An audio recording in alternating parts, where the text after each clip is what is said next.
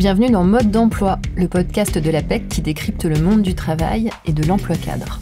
Je sais pas vous, mais moi récemment, entre le télétravail qui réduit le temps de présence physique dans l'entreprise et les articles sur la grande démission, j'ai l'impression que le salarié n'a plus trop le vent en poupe, et même qu'il pourrait carrément vivre ces dernières années. Mais est-ce que c'est vrai ? Finalement, est-ce que sur le terrain, c'est la tendance ? Et si c'est le cas, par quelle nouvelle forme de travail serait-il remplacé ? Pour faire le point et avoir les idées claires, j'ai eu envie d'en parler avec Laetitia Gnaudo, directrice générale adjointe de l'APEC. Bonjour Laetitia. Bonjour Caroline. Et Laurent Duclos, sociologue, économiste et chef de projet à la délégation générale à l'emploi et à la formation professionnelle. Bonjour Laurent. Bonjour Caroline. Alors, on va entrer directement dans le vif du sujet. Comment va le salariat en France ? Quels sont les chiffres, Laetitia ? Eh bien Caroline, le salariat se porte plutôt bien en France.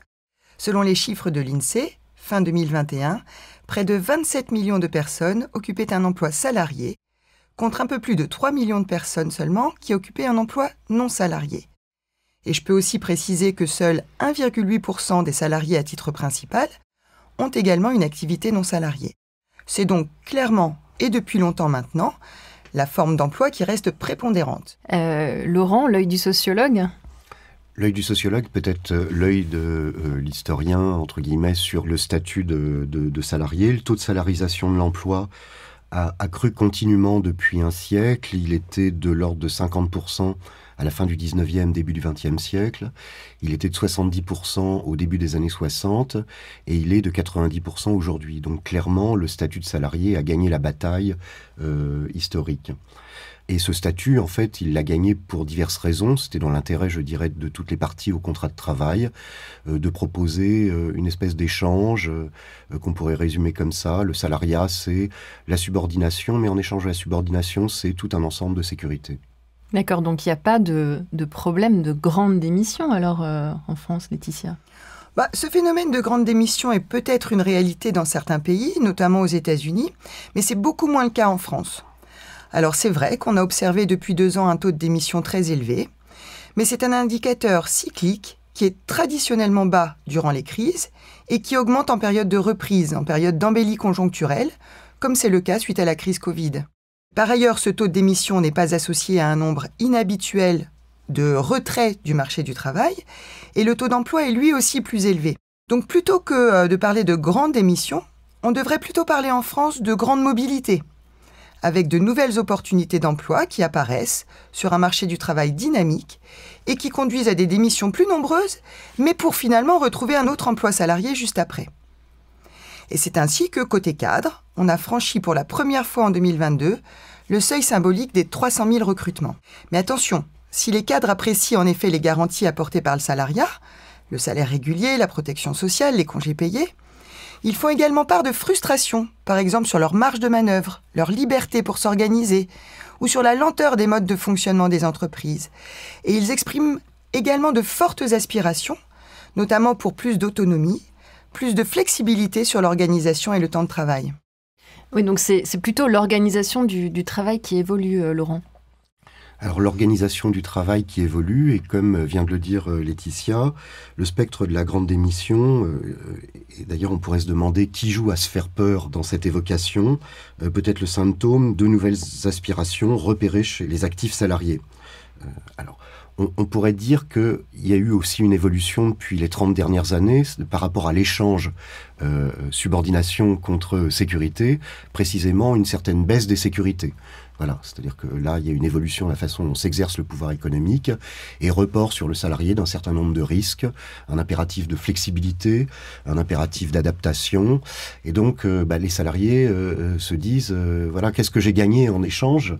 Et la revendication de liberté ou d'autonomie serait peut-être un nouvel horizon d'émancipation, je dirais, a fortiori pour l'encadrement, par rapport à ce nouvel échange salarial qui leur est proposé. Alors on vient d'évoquer justement toutes ces nouvelles aspirations des salariés. Les nouvelles formes d'emploi qui émergent, est-ce qu'elles sont en progression et finalement est-ce qu'elles répondent à ces aspirations, Laurent ? Alors, les nouvelles formes d'emploi qu'on voit émerger, ça c'est une des caractéristiques de la période. On connaissait dans les périodes antérieures ce qu'on appelait les formes particulières d'emploi, c'est-à-dire qu'un mouvement lié à l'essor de l'intérim et des CDD, et aujourd'hui on parle de nouvelles formes d'emploi, qui sont liées pour beaucoup à l'apparition de relations de travail triangulaires. Avec une commercialisation, je dirais, de la relation de travail, et donc la fabrication d'hybrides de gens qui vont être, ou dont le travail va être mobilisé entre le salariat et l'indépendance. Et donc ça renvoie aux aspirations des gens, peut-être aujourd'hui, mais aussi à la façon dont s'exerce le pouvoir économique et aux formes de mobilisation de la main-d'œuvre par les entreprises. Alors on peut donner quelques chiffres. Une formule triangulaire qui plaît beaucoup parce que elle est liée aussi à une forme de mobilisation du travail socialement responsable, sont les groupements d'employeurs, mais les groupements d'employeurs concernent assez peu de personnes, 30 000 salariés à peu près. Et le portage, alors c'est très largement sous-estimé, le portage salarial, qui va beaucoup concerner les cadres, c'est 30 000 personnes aussi. Alors les études dont on dispose montrent que ce peut être le portage salarial une forme pérenne et sécurisante pour à peu près 10% des salariés portés, sinon c'est très largement un emploi de transition. Et puis il y a le phénomène de la plateformisation, et alors là c'est ça le gros phénomène. Alors les chiffres varient, dans l'enquête emploi en 97, on pouvait compter 200 000 personnes qui dépendaient d'une plateforme pour leur travail. Alors là-dedans, il faut mettre aussi les médecins. Et dans les estimations européennes, on peut arriver à 800 000 travailleurs qui vont dépendre d'une plateforme pour la constitution de leur clientèle. Et derrière, il y a beaucoup d'indépendants, mais qui sont dans le statut de la micro-entreprise.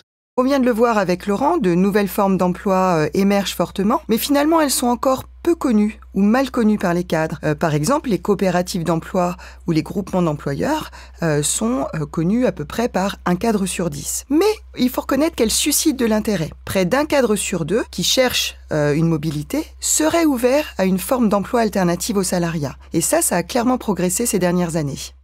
Alors, concernant justement ces nouvelles formes d'emploi, on sait que pour les salariés seniors, l'accès à l'emploi n'est pas toujours évident. Est-ce que toutes ces nouvelles formes de travail ont un intérêt supplémentaire pour eux, Laetitia ? Oui, en effet, il faut rappeler que les cadres seniors rencontrent plus que les autres des difficultés sur le marché de l'emploi. Fin 2021, c'est plus de 100 000 personnes de 55 ans et plus qui étaient à la recherche d'un emploi cadre, dont une part importante inscrite à Pôle emploi depuis plus de 2 ans. Mais comme les cadres en général, finalement les seniors manquent d'informations et de connaissances sur ces formes alternatives d'activité. C'est pourquoi à l'APEC, on a développé de nouveaux services, des webinaires, des ateliers, pour leur donner de la visibilité sur ces nouvelles modalités de travail et pour leur permettre de les intégrer dans leur réflexion sur leurs projets professionnels. Et puis finalement, pourquoi pas, transformer une contrainte en opportunité. Si c'est plus difficile de trouver un emploi salarié, ça peut être l'occasion de créer mon emploi pour répondre à mes attentes. Donc on l'a vu, ça peut être une opportunité pour les seniors, mais c'est pas toujours aussi rose. Laurent, ça peut parfois aussi être le symbole d'une difficulté. D'une difficulté, oui, alors les seniors sont parfois victimes de stéréotypes liés à l'âge, donc ils subissent un certain nombre de discriminations sur le marché du travail. Et puis c'est comme pour la grande démission, c'est-à-dire la grande démission, elle illustre pour certains salariés le fait qu'ils ont un pouvoir de négociation, qu'ils vont pouvoir exercer. Et là, très souvent, pour les seniors, ce pouvoir de négociation est beaucoup plus faible. En juillet 2019, la Cour des comptes, dans un référé sur les fins de carrière, s'était étonnée qu'on ne mobilise pas pour les seniors différents outils qui sont à leur disposition pour organiser des transitions professionnelles. Et donc, elle pointait le fait qu'on pouvait, comme vient de le dire Laetitia, mobiliser de nouvelles formes d'emploi, en fait, pour faciliter le maintien en emploi. Il s'agit d'ailleurs pour l'État, de ce point de vue, de mieux coordonner tous les supports institutionnels et contractuels de la transition professionnelle. Donc, contractuels, les contrats de mobilité, etc., ou alors toutes les formules dont on a pu parler et dont le fonctionnement, groupement d'employeurs, société de portage, peut être intéressant en fait pour gérer ces fins de carrière. Alors on va continuer peut-être à dynamiter quelques idées reçues. On a l'impression que les jeunes sont très à l'aise avec ces nouvelles formes d'emploi, que pour eux le salariat c'est du domaine de l'ancien monde. Est-ce que c'est le cas, Laurent ? Les valeurs d'autonomie et de liberté sont quand même premières dans l'esprit des jeunes et je dirais que c'est quand même plutôt une bonne chose. La difficulté qu'ils ont, parce que le marché du travail français est extrêmement sélectif à l'entrée, qui n'ont pas beaucoup d'expérience à faire valoir, fait que les nouvelles formes d'emploi et puis le fait de se lancer, en indépendant, en freelance, etc., c'est le moyen de faire des expériences tout simplement. C'est-à-dire que ce qui manque aux jeunes, c'est ça, ce sont des occasions et donc pourquoi pas s'en procurer soi-même des occasions. Alors je suis d'accord avec Laurent, la réalité elle est plus contrastée que ce qu'on peut imaginer. Sur les cadres de moins de 35 ans, 8 sur 10 ont une bonne image du salariat et c'est une proportion finalement assez proche de celle que l'on observe parmi leurs aînés. Et ils mettent en avant, comme les autres cadres, la sécurité, notamment financière, que le salariat procure. Mais ils sont aussi plus ouverts que leurs aînés au travail indépendant. Ils l'associent à davantage de liberté et de stimulation que le salariat et considèrent qu'il permet d'avoir davantage la main sur leur emploi du temps. Et ça, c'est un élément très important pour les jeunes. Ils sont également plus nombreux que leurs aînés, 19% contre 11%, à considérer que les inconvénients du salariat prédominent. Mais surtout, ce qui ressort, c'est que les jeunes cadres attendent des évolutions du salariat, qui devraient s'inspirer des bons côtés du travail à son compte. Ils souhaitent majoritairement rester dans le salariat, mais avec un salariat renouvelé, qui permettrait une plus grande souplesse d'organisation, avec une politique plus développée d'évolution des salaires et des compétences, et une plus grande flexibilité pour concilier vie pro et vie perso. Donc pour résumer, j'ai envie de dire qu'ils aspirent au meilleur des deux mondes. Alors on a abordé là le problème des salariés, moi je voudrais qu'on parle des entreprises. Qu'est-ce que ça change cette transformation pour elles? Comment ça les impacte? Alors on vient de parler des nouvelles attentes des jeunes, mais en réalité ces nouvelles attentes elles concernent l'ensemble des cadres et on observe une réelle évolution du rapport au travail et au management. Un souhait de plus de collaboration, d'horizontalité, de leadership, de développement de l'employabilité. Et ces nouvelles attentes des salariés, en effet, les employeurs doivent pouvoir y répondre s'ils veulent attirer ou garder les compétences dont ils ont besoin. Et bonne nouvelle, on observe dans nos études qu'ils ont commencé en effet à évoluer. Ainsi, 6 cadres sur 10 estiment que leur manager leur accorde plus d'autonomie et 1 sur 2 qu'il fait plus attention à leur équilibre vie privée, vie professionnelle.